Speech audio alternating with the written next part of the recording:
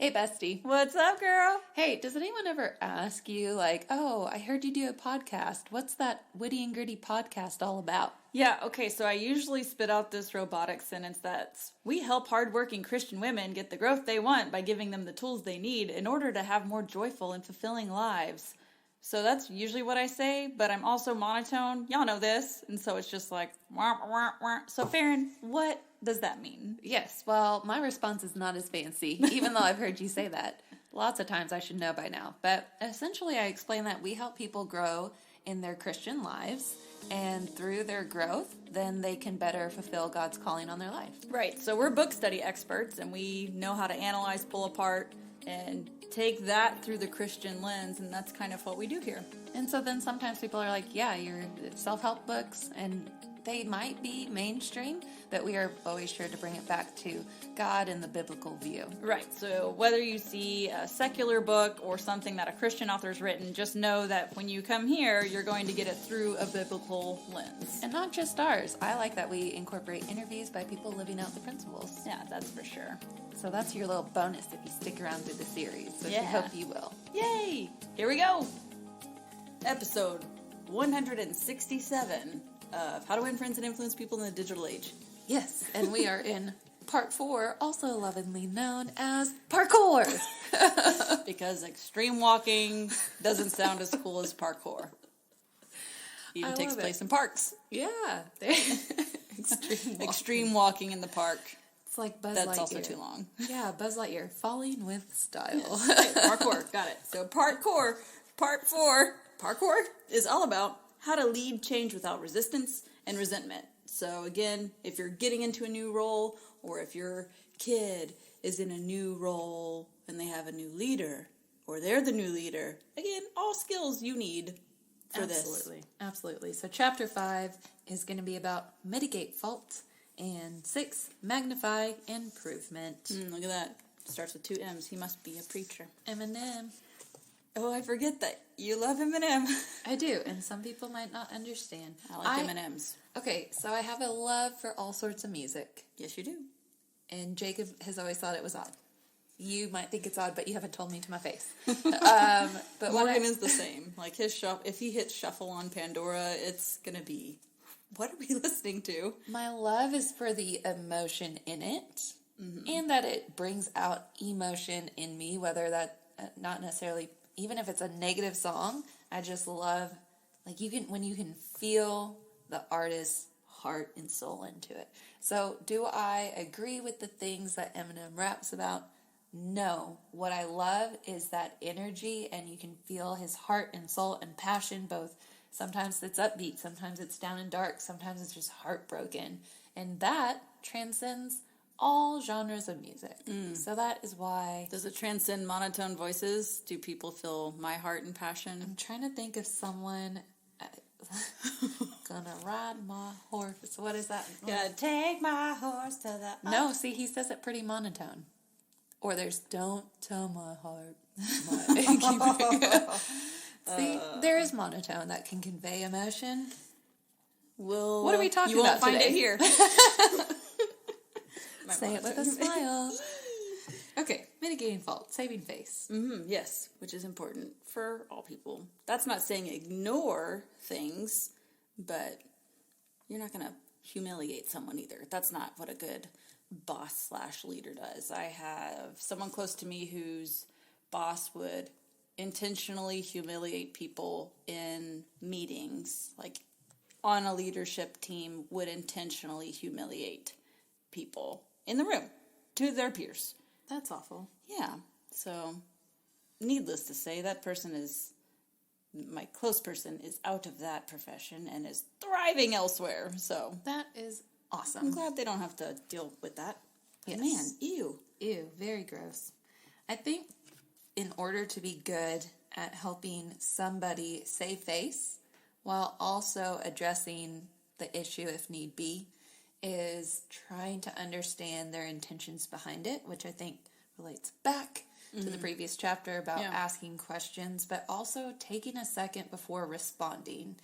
And sometimes it's like in the moment and it's happening all fast, and so I'll even feed them a reason that they may have done that, and they're like, oh yes, That is why I made that choice. Not for any other. Just to help them save face. Yes, absolutely. But trying to assume the good in people sometimes is one way to get better at that skill if that is not one you have. And that goes back to that Love and Respect book we've mentioned throughout this whole podcast forever about knowing their heart and their intentions. There's probably not someone who is just maliciously trying to ruin your company, unless they're a spy, I guess. But, what are the odds of that happening? Yeah, even with siblings, too. That whole did it on purpose versus accident thing. Yes. At first I feel like young children, everything that if they ever get hurt, the person must have done it on purpose. Yeah. And realizing that, hey, it was an accident. And the way I do that is by pointing out the next time they accidentally crash into someone, they're coming around the stairs corner and, she shoved me down. Well, it wasn't on purpose. Y'all couldn't see each other. They're just both power walking. It's fine. Yeah.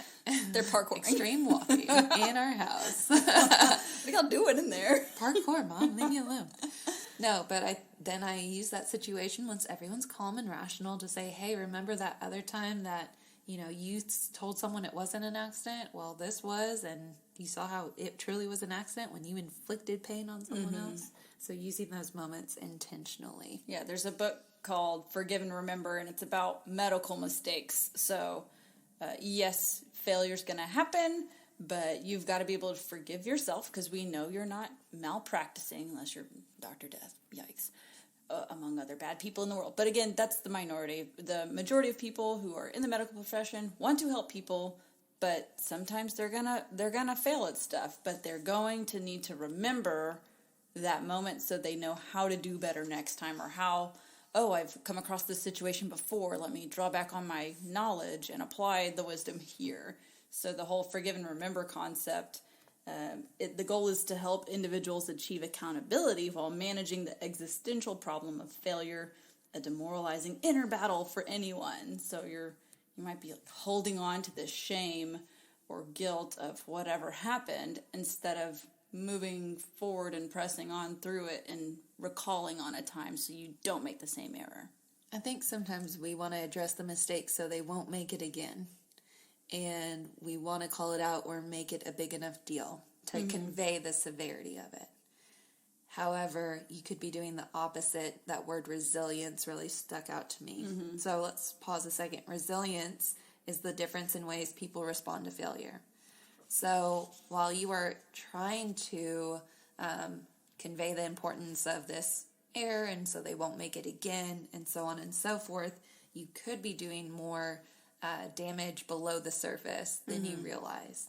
And instead we want to, by helping them save face in that moment and all the secondary consequences that come out with feedback and correction, we can build resilience by in the moment saving face and circling back around to the correction and feedback at a later time.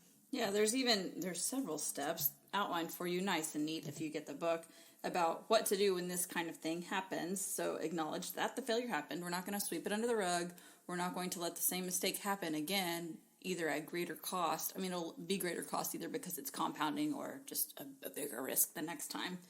Encourage dialogue to foster trust. Again, creating that environment like we've talked about in the past episodes. Separate the person from the failure. I think this is pivotal because Enneagram 1s already beat themselves up enough. So when you also tell me, it's just further validating what I'm already telling myself, which isn't good. Yeah, I did that last night. Gabby was kicking sister because she was sitting on the very corner of her blanket. How dare she? And I was wanting to say, that's bad, we don't hit. And instead, I said, you are a good girl. Good girls do not kick their sisters. Question, why are you kicking your sister? And her immediate reaction was kind of remorse, I didn't mean to hurt my sister. She was just on my blanket and I don't want her on it. So totally different response, but her identity, you are a good girl. Good girls don't kick sisters. Instead of saying, you're bad, we don't kick, don't be a bad girl. Well, I've just told her her identity is that she's a bad girl.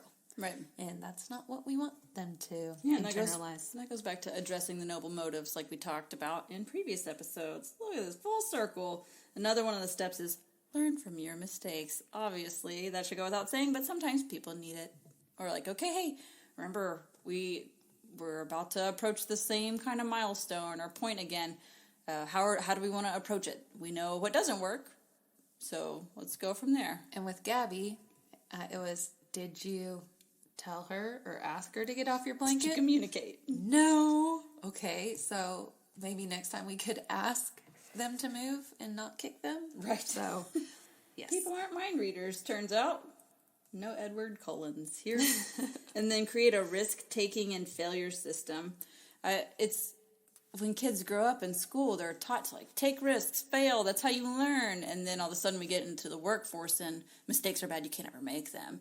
But if you have a certain punishment system in place, your company's not going to become more innovative, creative, or grow like you need it to because the way you have set up the system. People aren't going to take chances. I thought it was pretty amazing. Again, lots of great stories in here. But Sir Richard Dyson. I didn't know he was a sir until this moment. Well, what's the equivalent to sir? Lady? Lady. Do ladies get knighted? I don't know. I don't know. They should. Yeah, I'll be a sir. Anyways, I did not know this fact about him. That he produced more than 5,000 prototypes before bringing his first product to market. 5,000. That's so many. That's a lot of thousands. If it was dollars, I would take that. And now it's like the biggest vacuum company ever. Yeah. Man. 5,000. So I'm just trying to think of at what point would I have given up? But at the same time, if he had a passion and gifting and skill set for it and God has called him to do it, then you press on until the light comes on. So if that's writing a book or starting a business or whatever, if you're passion, gifting, talent, and God nudges all towards that, go get your 5,000 mess ups. 5,001 might be the one for you. Don't you side-eye me. All the side eyes. Well, okay, same thing with Walls of Jericho. What if they would have stopped on the 6th lap? Yeah. What the heck? I'm just saying. We wouldn't know the story. You know? maybe wouldn't have made the cut in the Bible. Maybe they're like, let's let's leave leave a terrible example. Don't you worry. If you read the Bible, they left a lot of terrible examples in there. I like this quote. A primary difference between ordinary and extraordinary people is how they perceive and respond to failure. Here's the kicker. A good leader can influence which camp we fall into. Wow. That's because we all have the potential to go either way. That is why this chapter is in the book. I feel like, it's not just saving face for popularity or for people to like them. Again, that underlying message in here is building resilience in those you influence. So how you respond to their failure or behaviors is going to push them, is going to be a vote for them to be their, resilient or not resilient. Yeah, it makes me think of the movie, we've said it before, Meet the Robinsons, when he's like, you failed, and how did you fail today? And you've mentioned this too, I guess sitting around the dinner table, who, is it some famous person? Yeah. And they had to come to the table at dinner every night and be ready to say something that they failed at. Not in a negative way, but like, yeah, I thought 7 + 1 was 9, guys. Yeah. Kindergarten math's hard. That's how the dad measured effort was. They better be ready to share how they failed at least once that day. Yeah. And so I thought that was a pretty neat concept. But yeah, I don't remember the book. I'm sorry, people. Go read all the ones we've read. Go back and listen to all 167 episodes to see where we mention it, because Farron will cite the source. I'm sure it's somewhere in there. I want to guess the Grit series. That sounds about right. Yeah. I'd say so. Well done. 19 through 25, people. You only have to listen to a few episodes. I was going to say, I don't have the numbers, but surely Brooke does. I like how he just lines it out easy again. So acknowledge that the mistake was made. Do it gently. So it's not bombarding, kicking doors in. You did this. Again, that would be more of the humiliation category.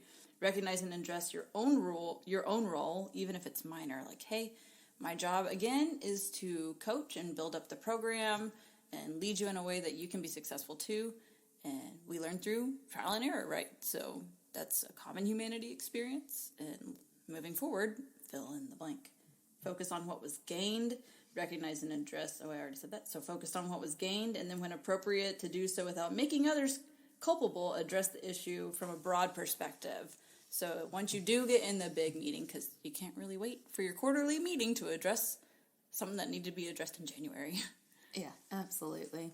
And recognizing your own role, I realize that sometimes I think I've communicated it really clearly. Mm-hmm.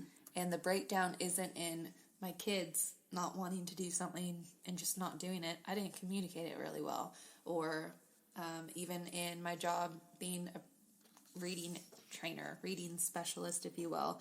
Sometimes I thought I explained it clearly, but apparently I haven't. Mm-hmm. And so I instantly take responsibility for that. That's one way to help the person who's asking the question to save face, especially if I know I just said it and maybe they weren't listening. Mm-hmm. I'm not going to say, well, if you were paying attention, I just said.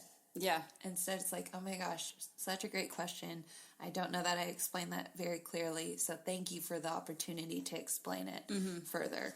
And so they save face, and you also aren't throwing yourself on, like, you don't want to die on a sword that wasn't yours to die on. Because then if someone else, you're not fostering an environment where they can come to you and ask. Yeah. Because you would rather them get it right than have to backtrack and create not a very healthy environment.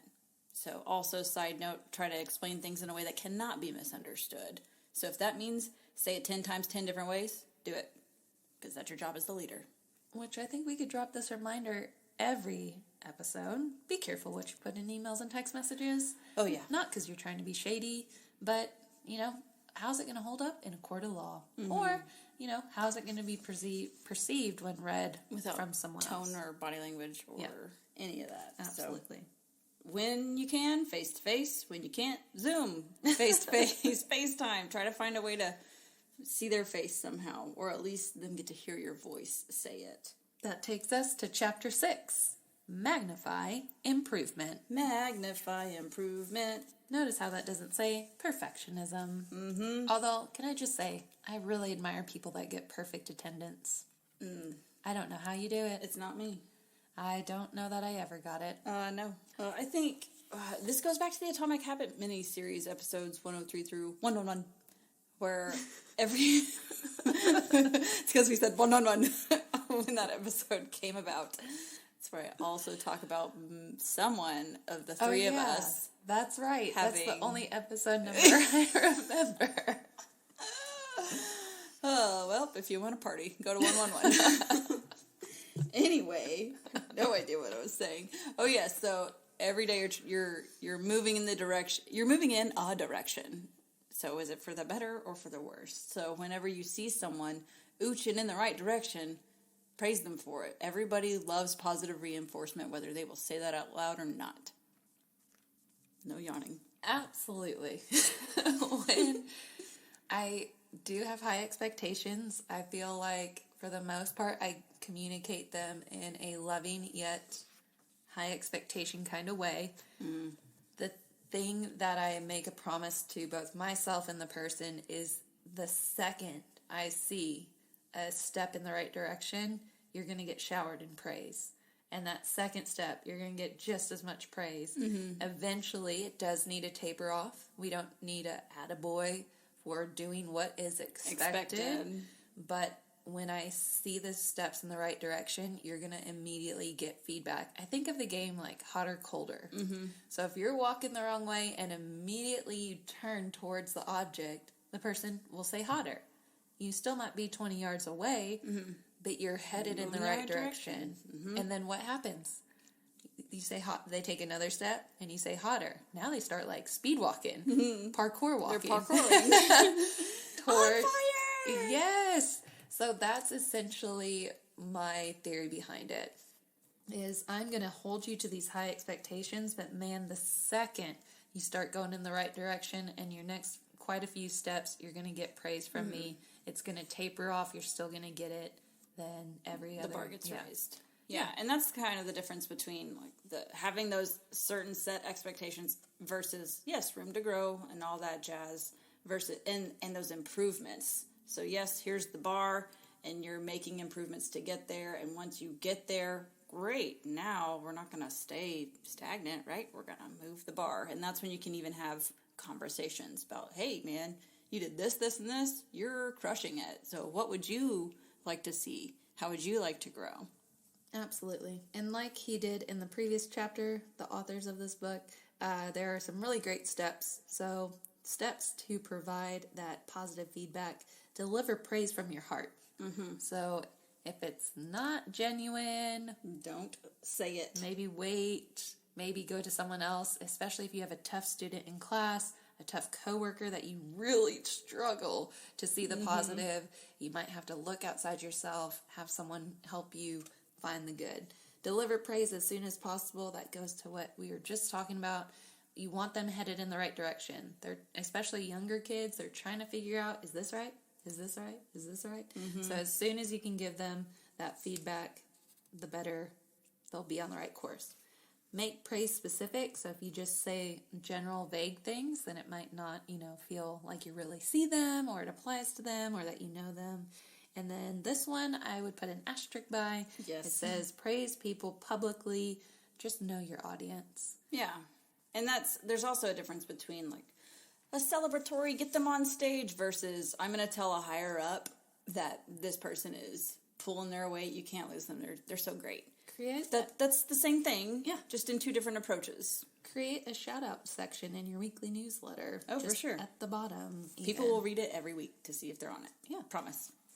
And I just wrote out on the side, subtle differences make differences. So again, those little minor tweaks that you're doing to make a more positive environment or honor the improvements, that's going to make a difference.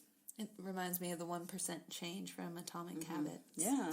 So I thought this survey was interesting. So someone surveyed 1,500 employees, and the results were 58% reported that they seldom, if ever, received praise from their manager. 58. That's failing grade. 76% reported that they seldom, if ever, received written thanks. And then 81% reported that they seldom, if ever, received praise in public. So it makes me think of that deposits and withdrawal concept. Sometimes people just misremember. Maybe you are doing this. But if you have the shout-out section, there is physical evidence that it's happening. If you have it written down, that's physical evidence of it happening. Even if you just sit and write 5 notes a week. I mean, that'll work. I think we're in a time where it's hard to retain employees. Yes. Everyone's hiring right now. Everyone's looking for people to stay and work. And if you are trying to keep employee retention up, then this might be an idea for you. I also thought this was really neat. So there's been a lot of military references in here too. And at one point, the sergeant goes, Sergeant, is that right? Nope, it's the same captain, Captain Abersoff. He contacted the parents of the people in his charge, and he wrote letters home to them, just singing their praises with whatever it was. And just the whole story where like parents are calling the kids and all that jazz. It's just really cool to see it come full circle. So if there's someone else you can reach out to, or I know if someone comes up to me and just brags on Morgan, it just makes me smile. Like, oh, look, he is positively impacting people. Or if someone comes up to you and says something about your kid. Mm-hmm. So if you can do that in some sort of way, that would be cool too. Yeah. It talks about how encouragement can foster psychological hardiness. And we are definitely coming out of this. I'm going to be positive. We're coming out of this pandemic, and a lot of people have weathered quite the storm. A lot of anxiety, lots of just questions about self-worth and identity and loss of community and just loss in general. And so encouragement can go a really long way. Mm-hmm. And it costs nothing. You've said that phrase different times before. It costs $0 to encourage someone. And the Bible talks about how we're supposed to encourage people anyway. So yay for being obedient to Jesus. And I know we've talked about it before. Like, how do you get someone to be intrinsically motivated? They're dead inside, or they just don't, But if you can encourage them, there's a link to encouragement and intrinsic motivation of another human. So the more you can encourage, and again, not fake, it needs to be genuine and everything we've just said, but the more you can do that, the more that's going to intrinsically motivate them. They've also found that most people, not all, but most, are more motivated by positive feedback, encouragement, than they are material rewards. Yes, that is interesting. So there is that appreciation languages. It's the same authors with the 5 love languages, but for the workplace, read it. There are some people who would rather have a gift card, but for the majority, they are going to want that encouragement. And I think people want encouragement from people they respect. Mm-hmm. Delivery matters too. Yes. Look at him with another 5 points in here. Again, the book is such a good visual too, because you're like, oh yeah, gotta quickly go for here. Yes, so John Carlson shares that our steps for encouragement need to be, these are good suggestions. 1, make healthy relationships a priority. So again, that's where I kind of was going with that idea that encouragement packs weight when it comes from somebody that you have respect for. 2, practice encouragement daily. Make it a habit, especially if you have a large group of people. How are you going to get around to everybody? You're going to have to do a little bit every day. Right. So like you said, maybe writing 5 a week. Mm-hmm. Maybe you have so many people you need to write 5 a day. Get your captains. Yeah. Be inclusive. So I especially like to seek out the student that is the wallflower or doesn't seem to have a group of friends.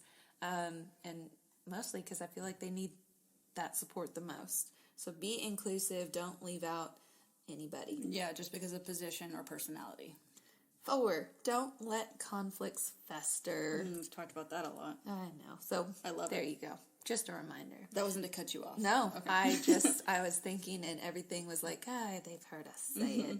Number 5, have fun. Encouragement begets encouragement. Yes, positivity is contagious. And time flies when you're having fun. All facts, Farron. Yep. These stories are so good, guys, so make sure you do get a copy because there's anecdotes throughout that kind of ties everything in all pretty. Absolutely. There's this story about a student or a kid that struggled to learn, and his dad helped him and rewrote that narrative that the kid had in his own mind about his abilities. And, I mean, not too much of a spoiler alert. It's in the book for a reason. He ended up learning and graduating and being successful in school. Top of the class. But what it took was somebody being intentional about encouragement and tactful in their approach. And so I work with a lot of families and students that have dyslexia. And while the program and reading intervention is important, like most things in the education world or training or learning behaviors, man, you got to have those relationships and work on the person's identity and the psychological side of things to help them learn, whether it's a behavior or academically. Yeah, let's end on a couple of quotes. I've got one, and then you've got one. Tell someone that you have total faith in his ability to accomplish a goal, and encourage him by highlighting all of the skills he possesses that will help him along the way, and he will practice until the dawn comes in the window in order to excel. Procrastination has also led me to practice until dawn. That's not the point, Farron. Okay. Just a little side note. All right, my quote is, remember, abilities wither under criticism and blossom under encouragement. Magnify improvement and you maximize others' talents. Look at that. Yes. Mic drop. Yeah. Okay. Bye. We're really good at segues. And sound effects, right? Yes, so that's the end of our episode. But if you find yourself wanting more, and who could blame you, Brooke, tell them where they can find us Monday through Friday. We have a lovely website. It's wittyandgritty.blog. You can go there. It has every mini-series ever we've done. What about the socials, Farron? Yes, we are on Instagram and Facebook primarily, but we do also have a Pinterest account, so be sure to follow us on your favorite social platform. Yeah. Oh, also, fun fact, we release episodes every Wednesday, so you can count on us. Be sure to subscribe. That way you don't have to go and find it every week. Yeah, it'll just automatically do the magic computery thingy. Thank you, technology. Go Thank you. Technologies and Instagrams. Yes. All right, we'll catch you next week, guys. Bye.